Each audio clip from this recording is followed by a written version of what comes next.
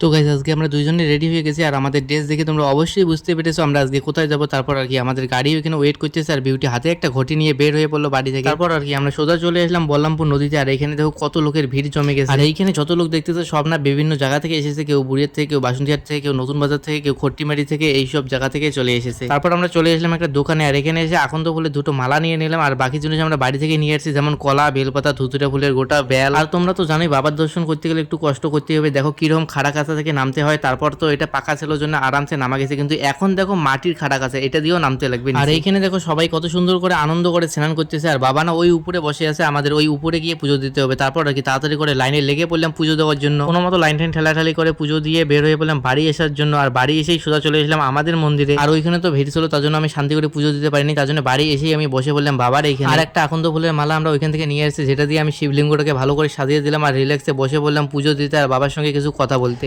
যখন আমি সাকসেস হয়ে যাবো না বাবা, তখন আবার আসবো, বসবো তোমার কাছে আর বলবো কতটা রাস্তা কঠিন ছিল, কিন্তু তোমার ভক্ত করে দেখে।